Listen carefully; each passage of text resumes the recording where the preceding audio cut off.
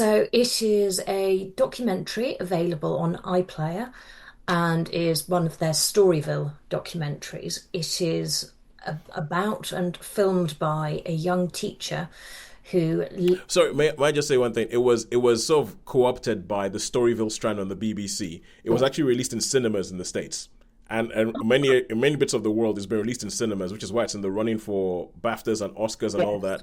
But the yes, BBC, because they provided some of the, sorry, I went into a rabbit hole about this.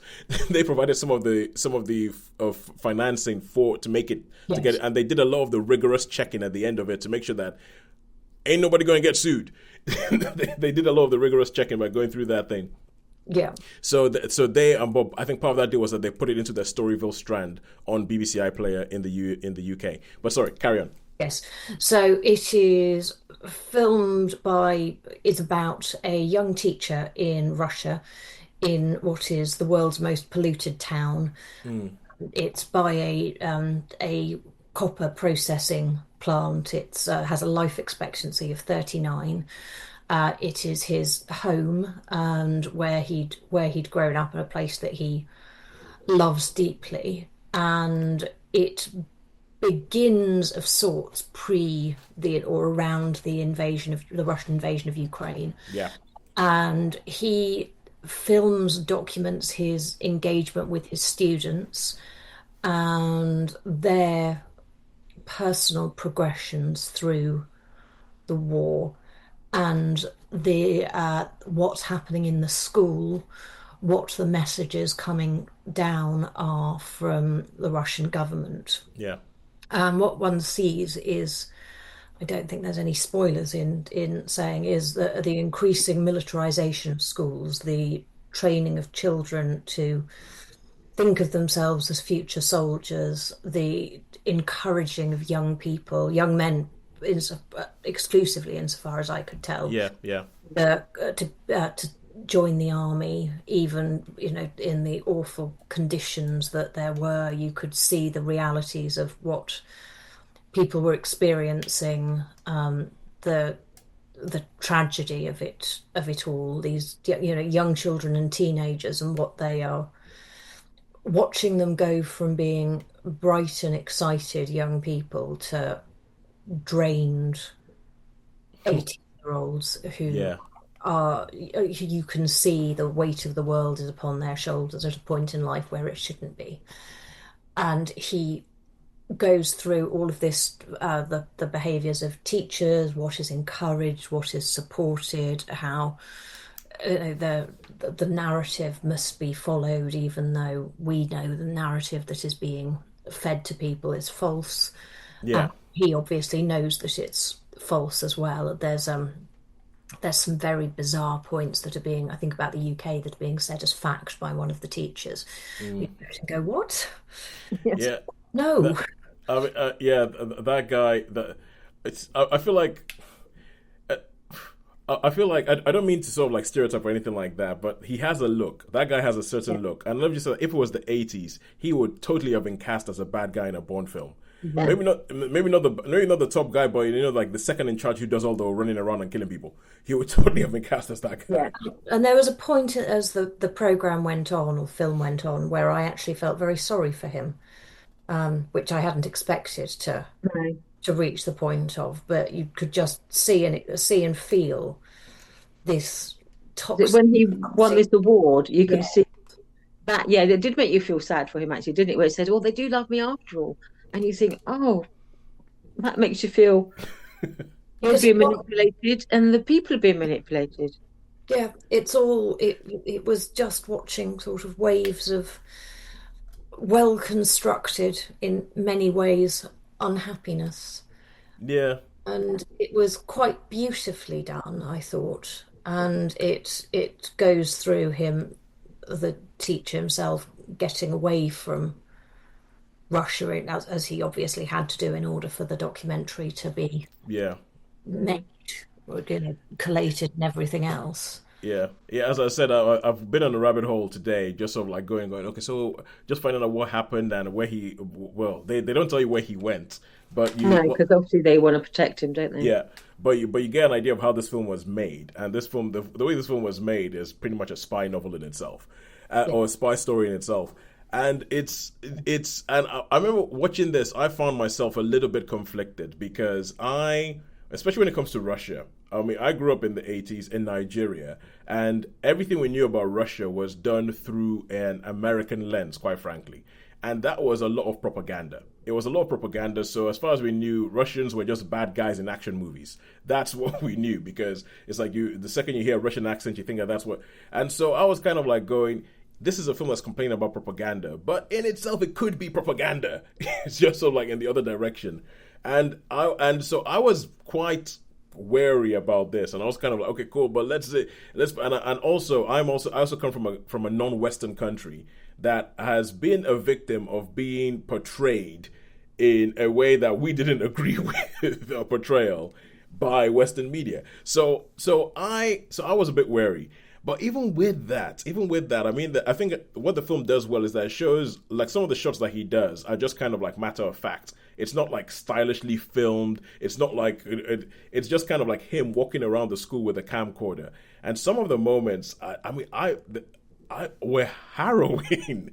Yeah. They were some of the moments were harrowing. Some of the moments, and this is a film in which to say you don't see anybody like suffer violence on screen. You don't see anybody die on screen or anything like that. But there's some bits that were just chilling when you were thinking about it, and you're thinking about the fact that these are children and what they're doing, and for me, I was just thinking about the damage that that the kind of rhetoric you're hearing is going to do, because these children are going to grow up and they are going to lose family members, and they are going to blame somebody other than the Russian government for the loss of the family members, which is just going to perpetuate.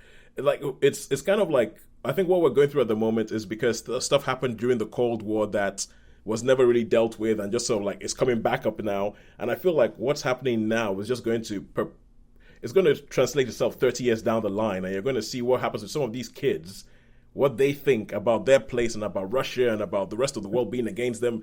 And I just thought, oh my God, this is chilling. This thing is never going to end. And Some of the imagery, it just reminds you, they talk about the Great Patriotic War, but some of the images that you're reminded of remind you of that Great Patriotic War, but they're not the good guys, are they? Yep. Some of the images you see, some of the children when they're their uniforms, and the girls with their hair plaited in coronets, and I was just thinking, oh, this is just could be from the 1930s. Yeah. It just made you feel just heartbroken. Because I remember I did have quite a lot of dealings with Russia at one time, just because in my church we had a charity called Love Russia, where the managing director of Love Russia was based at my church. And so every year they took a team of people to Russia, and they did children's camps, and they worked with the hospitals, they worked with Dentaid, which is where they take dental equipment, and they do dental surgeries around the place. And they brought quite a few Russians to our church. So I met a few Russians it's probably sort of early 2000s, sort of late 90s. Yeah. So at a time when it was as open as it was going to be. I mean, that's when everyone was a bit more, it was becoming easier for charities to go into Russia. It was easier for churches to make contacts in Russia. Because a few years before that, it was like, you just, no way. Yeah. But yeah, it was opening up a little bit more. And then it's just so sad to see it just sort of shrinking back to what it was in like those Cold War days. When I remember chatting to one of these Russian surgeons. And he was, because he found out I worked for the police at that time.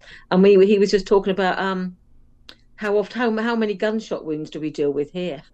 Because he said that's what he's mainly specialised in, is treating gunshot wounds. And I was just like, not in the Isle of Wight. We don't get many. And it was, oh yeah, that's what I specialise in, because that's what he worked in a major city dealing with gang violence. Yeah. So yeah, it just breaks my heart. I've got a book upstairs about Russia as well. It just breaks my heart, really, because you think there's some beautiful people there, and you just to be dragged back into this cycle of it's just horrible. And I think that is, for me, that's one of the triumphs of this film, is showing that these are people. It's humanizing them again. Yeah, it shows that these are people. I mean that because the feeling I got from it was that a lot of people in the story know what is going on. Like, like when you were talking about the Other lies and teachers, everything, like yeah, they know that these are lies, but they're like, what the heck are we going to do about this? Because we can't do anything about this. You talk, you die. And yeah, and it's so anyway. So, how many stars would you give this?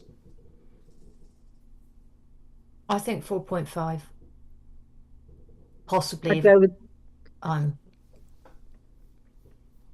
I'd go with 4.25 maybe. Just a bit. I think it's up from a basic four. So yeah, for me 4.25. Yeah, I think I'll go with Sharon for 4.25. But I think it's one of those things that It we, was we, good.